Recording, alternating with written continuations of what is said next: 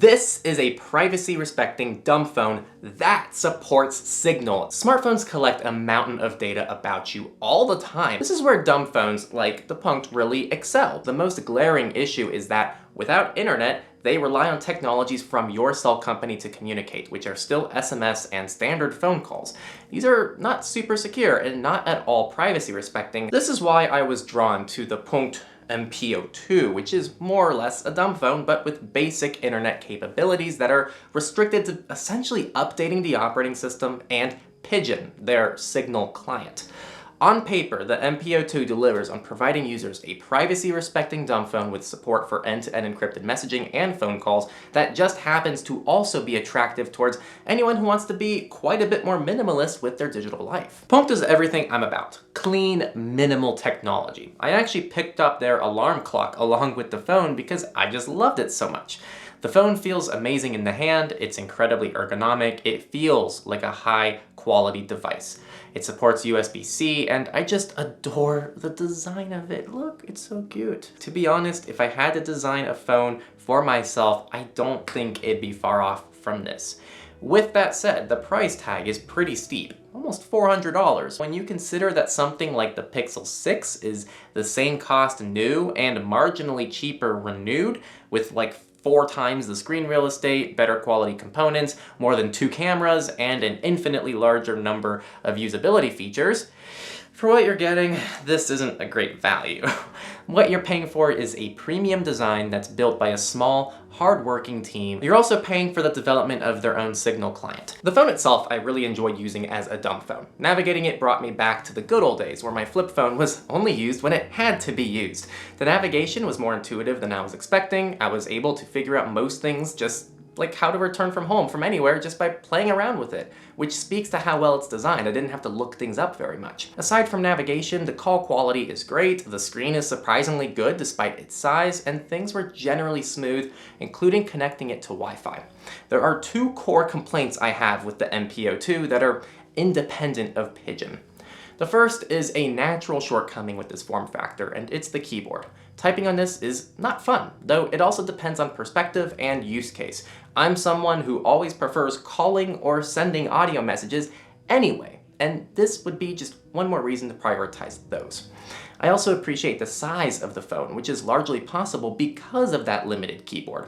In addition, the autofill system is surprisingly good and makes typing on this pretty bearable. But really, no matter how you slice it, if you're a typer, this phone is probably not going to be for you. It's worth mentioning you can connect a Bluetooth keyboard to the phone, which is something pretty nice for people who want to pursue that avenue. The second shortcoming is cell connectivity. I'm in the US, and I was bummed to discover the cell carriers supported are pretty limited. With that said, I overall loved the usability of this device. It's clean, it works well, the design is super unique, and it fits beautifully in the hand. Oh my god, this is so cool. Despite my excitement, unfortunately, when I tried setting up Pigeon the day I unboxed the phone, I kept encountering an error. I checked their community, and this was a global issue which Punkt promised to fix in an upcoming update. So I put the phone in my drawer. Fast forward a week, they already had pushed a fix, and so I updated and it worked. I started playing around with Pigeon, and while it was a bit finicky to navigate, it worked alright, and sending audio messages was super solid. With that said, I quickly realized the biggest issue with this device. Hands down. There are no cameras anywhere. Why is this a big deal, Henry? I don't even take selfies. I'll tell you why it's a big deal. If you try to add a device to your Signal account, you'll know you need to scan a QR code. There's no published workaround to add devices to Signal with the MP02. In other words, you can only communicate with people on Signal through this device. No other device, which is a problem. 1, it's extremely limiting. Someone, myself included, may require Signal on their desktop, so now they have to open 2 Signal accounts, which requires another phone. So you'll need a second phone, and it can't be a second Punkt because you can't sync devices, so you're gonna need probably a smartphone anyway if you want to use Signal on multiple devices and still daily drive the Punkt. Technically, you can work around this by setting up Android VMs on your computer, which I did test, and it actually worked really well with some weird workarounds to be able to point a camera in the VM at the QR code on the same screen. It was kind of fun to figure this out, but the fact this problem exists is a serious issue and ties into my next point. This limitation makes you more dependent on this phone. In my eyes, the whole selling point of minimal phones, or dumb phones, whatever you want to brand them as, is they're supposed to be a device that enables you to break dependence from doing everything on the phone, and instead rely on more focused devices designed for specific tasks. And I hate to say it, but this is actually just one problem with Pigeon. The other problem is that hiccup I had when I got the phone wasn't a fluke.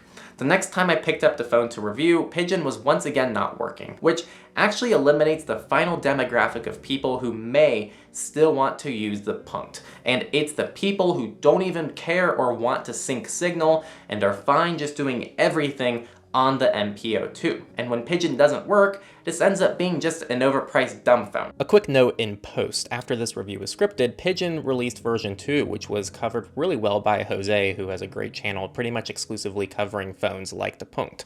Unfortunately, you still can't sync multiple devices, but there are some other improvements, and we will see if reliability will improve in the future.